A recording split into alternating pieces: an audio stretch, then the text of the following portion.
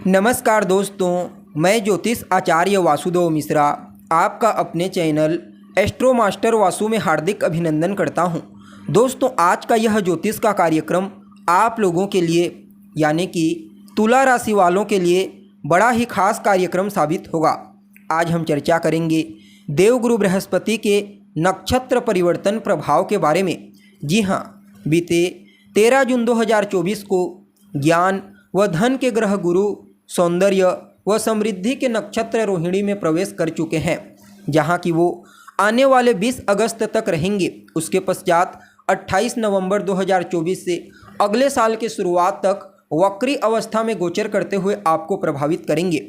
तो ऐसे में बड़े विस्तार के साथ जानने का प्रयास करेंगे कि देवगुरु बृहस्पति का यह नक्षत्र परिवर्तन आप सभी तुला राशि के जातकों के जीवन में क्या कुछ बड़ा परिवर्तन करेगा।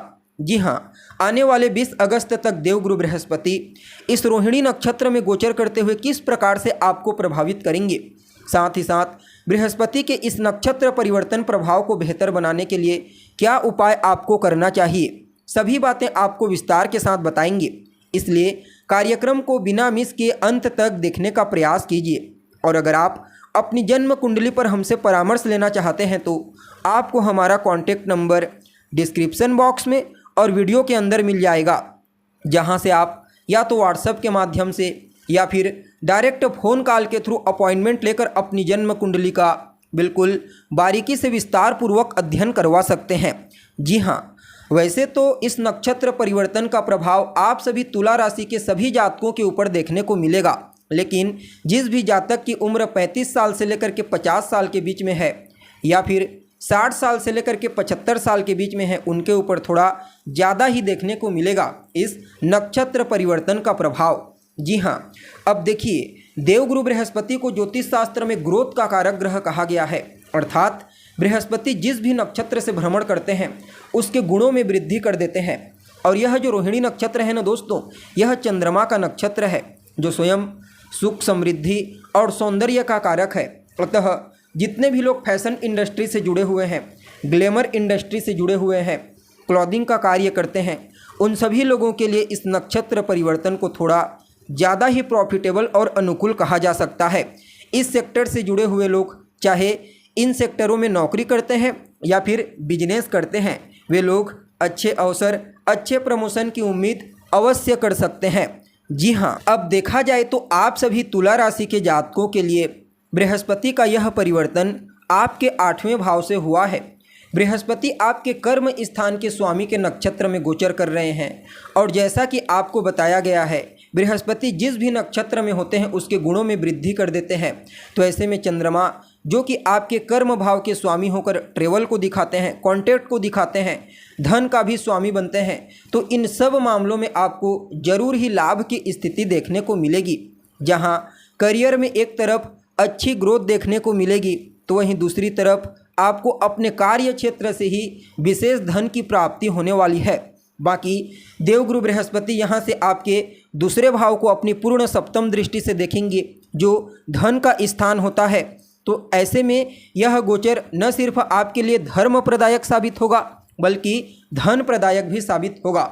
साथ ही साथ बृहस्पति की 12वें भाव पर पंचम दृष्टि जाएगी और चौथे भाव पर नवम दृष्टि जाएगी। परिणाम स्वरूप हर तरीके से आपको अपने जीवन में लाभ प्रदान करने का प्रयास करेंगे। जहां एक तरफ आपके मन में खुशी और आनंद रहेगा, तो वहीं दूसरी तरफ काफ़ी हद तक कार्य क्षेत्र में आपको आगे बढ़ने के लिए कुछ नए अवसरों की प्राप्ति होगी। आपकी सुख सुविधाओं में वृद्धि होगी, चाहे फिर वह भूमि हो, भवन हो, मकान हो या फिर वाहन हो। माता के साथ तालमेल काफ़ी हद तक आपके बेहतर होते हुए नज़र आ रहे हैं। देखिए, यहाँ पर अष्टम भाव जो होता है यह आपके जीवन में घटने वाली आकस्मिक घटनाओं का होता है। साथ ही साथ आपकी छठी इंद्री को बताता है, आपकी आध्यात्मिकता को बताता है। फलतः देवगुरु बृहस्पति जो स्वयं धन के कारक होते हैं, धर्म के कारक होते हैं, तो आपके अष्टम भाव में है। फलतः इस गोचर काल के दरमियान जहां एक तरफ आकस्मिक रूप से आपको धन प्रदायक साबित होंगे, तो वहीं आध्यात्मिकता के क्षेत्र में आपकी रुचि को बढ़ाएंगे। जी हाँ, इस समयावधि में पूजा पाठ, धार्मिक अनुष्ठान, यज्ञ, जप तप, यज्ञ इत्यादि के फील्ड में आप अवश्य इन्वॉल्व होंगे। काफ़ी हद तक अगर आप सात्विकता के इस समय को व्यतीत करते हैं तो आपकी छठी इंद्री को जागृत कर देंगे। फलतः घटने वाली घटनाओं का आपको पूर्वाभास होने लगेगा। दूसरे भाव पर दृष्टि पड़ेगी, जिसके चलते धन प्रदायक तो होंगे ही होंगे, साथ ही साथ आपकी वाणी को बड़ा ही प्रभावशाली बना देंगे। आप अपनी वाणी से चमत्कार उत्पन्न करेंगे। अपनी वाणी के प्रभाव से कई प्रकार के पेंडिंग पड़े हुए कार्यों को पूरा करने का प्रयास करेंगे। आपके दाम्पत्य जीवन में खुशियों का आगमन होगा। पारिवारिक जीवन की स्थिति ठीक ठाक होगी। परिवार के लोगों का एक दूसरे के प्रति सहयोग की भावना देखने को मिलेगी। वहीं ससुराल पक्ष से भी आपको धन की प्राप्ति हो सकती है।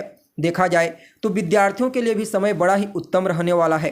खास करके वह विद्यार्थी जो जन्म स्थान से दूर जाकर शिक्षा ग्रहण करना चाहते हैं, खास करके जो जातक विदेश जाने के लिए प्रयत्नशील हैं, चाहे शिक्षा ग्रहण करने के लिए जाना चाहते हैं या फिर किसी भी प्रकार से बिजनेस व्यापार करने के लिए जाना चाहते हैं, उन लोगों को अवश्य ही इस नक्षत्र परिवर्तन प्रभाव के चलते विदेश जाने के कुछ नए अवसर प्राप्त होंगे।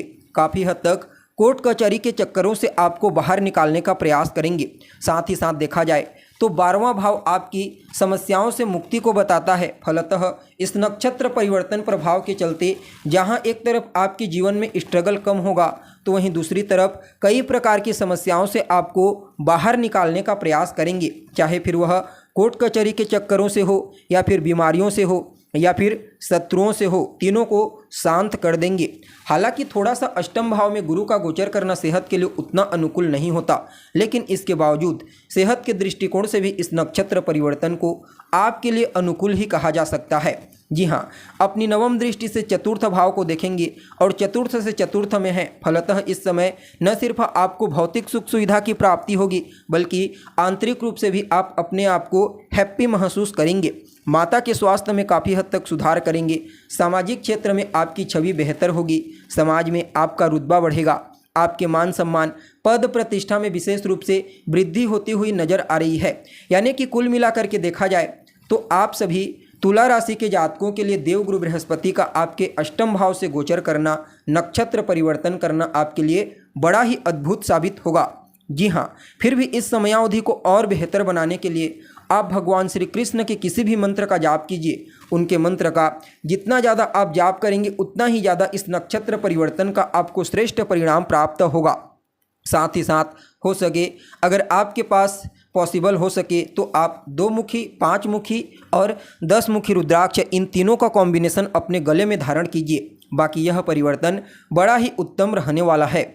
जी हाँ, तो दोस्तों, कैसी लगी आपको जानकारी? उम्मीद करते हैं जानकारी आपको पसंद आई होगी।